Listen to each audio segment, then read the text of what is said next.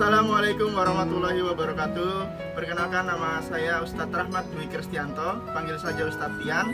Di sini Ustadz mengampu mapel IPA kelas A, B, C, D, MBS 1. Salam kenal dan selamat belajar. Assalamualaikum warahmatullahi wabarakatuh. Perkenalkan, nama saya Ustadzah Hafzah Az-Zahra, bisa kalian panggil Ustadzah Hafzah. Saya mengampu pelajaran IPA kelas 8E, F, G, dan H. Assalamualaikum warahmatullahi wabarakatuh. Anak-anak, perkenalkan, nama Ustadzah Eni Suliha, biasa dipanggil Ustadzah Eni. Ustadzah mengampu mata pelajaran IPA kelas 8I dan J. Terima kasih. Perkenalkan, nama Ustazah Fajrulati Stianingsih, bisa dipanggil Ustazah Wati, mengampu mata pelajaran IPA kelas 8 A, B di MBS 2 Prambanan. Perkenalkan, saya Ustadzah Ira Musarafa, panggil saja Ustadzah Ira, mengampu mata pelajaran IPA kelas 8K dan L MBS AR Fahrudin.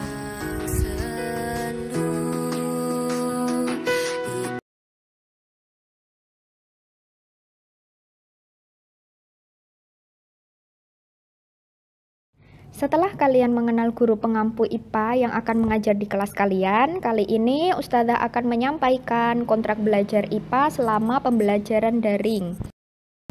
Yang pertama, kita akan membahas dulu mengenai tata tertib selama pembelajaran daring IPA.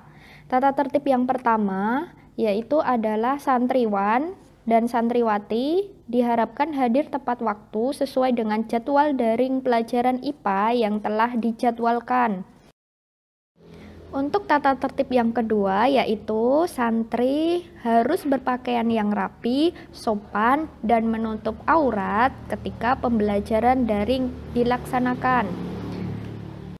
Yang ketiga, santri harus menggunakan bahasa Indonesia yang baik dan benar, serta santun selama pembelajaran berlangsung dan saat menghubungi ustadzah melalui WA. Selanjutnya, yang keempat, apabila santri berhalangan mengikuti pelajaran yang sudah dijadwalkan, silahkan kalian izin terlebih dahulu kepada ustadzah sebelum pembelajaran daring dilaksanakan. Tata tertib yang kelima adalah santri tidak boleh meninggalkan kelas daring sebelum jam pelajaran usai. Tata tertib yang keenam, yang terakhir adalah santri wajib mengumpulkan tugas sebelum batas waktu yang diberikan. Jika santri mengalami kendala, silahkan kalian dapat menghubungi ustadzah melalui WA ustadzah. Jadi nanti ketika pembelajaran daring, ustadzah akan memberikan beberapa tugas. Kalian wajib mengumpulkan tugas tersebut karena nanti masuk ke dalam penilaian dan pengumpulannya harus sesuai batas waktu yang telah ditentukan ustadzah. Apabila santri tidak mengumpulkan tugas sesuai batas waktu yang telah ditentukan dan tanpa keterangan atau izin kepada ustadzah, maka akan mengurangi penilaian. Jadi silahkan diperhatikan baik-baik untuk tugas pembelajaran daring di setiap pelajaran yang ustadzah sampaikan nanti. Setelah pembahasan tata tertib, sekarang kita masuk ke pembahasan materi pembelajaran apa saja yang akan kita bahas selama pembelajaran daring ke depan. Jadi, di kelas 8 semester 1 ini nanti akan ada 7 bab.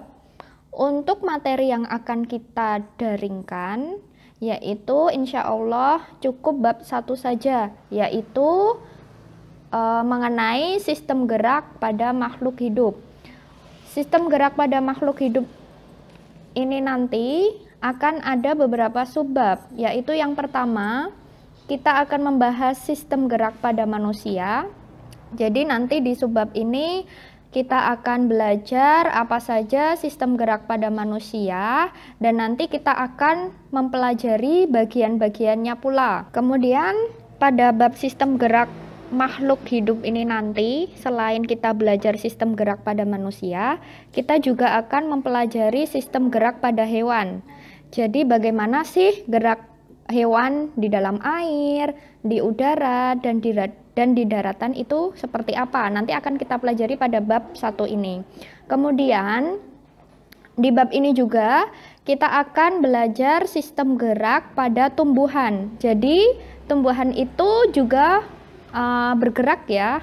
Bagaimana sih gerakannya? Nanti kita akan pelajari pada bab 1 ini. Jadi sistem gerak pada makhluk hidup yang akan kita pelajari itu sistem gerak pada manusia, pada hewan, dan pada tumbuhan.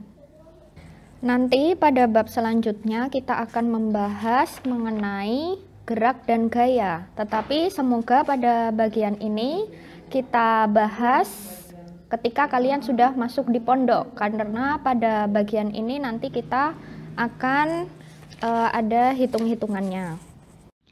Setelah kalian mengetahui materi apa saja yang akan kita bahas pada pembelajaran daring IPA nanti, selanjutnya kita akan membahas mengenai penilaian. Jadi untuk KKM IPA di kelas 8 nanti masih sama dengan kelas 7 ya, KKM-nya adalah 70. Untuk penilaian pembelajaran daring ini nanti ada beberapa hal. Yang pertama itu Ustadzah akan menilai kehadiran dan keaktifan kalian. Jadi nanti setiap pembelajaran akan dilakukan absensi seperti ketika kita belajar di kelas itu. Ketika kalian berhalangan hadir, silahkan untuk izin kepada Ustadzah terlebih dahulu. Kemudian yang kedua nanti ada penilaian tugas. Jadi di pembelajaran daring nanti insya Allah akan ada beberapa tugas. Kalian wajib untuk mengumpulkan sesuai batasan waktu yang telah ditentukan, dan jika kalian mengumpulkannya tidak tepat waktu tanpa alasan yang jelas akan mengurangi penilaian kalian. Kemudian ada ulangan harian, tetapi nanti kita lihat situasinya dulu apakah kita akan mengadakan ulangan harian secara daring. Kemudian nanti ada juga kuis secara daring.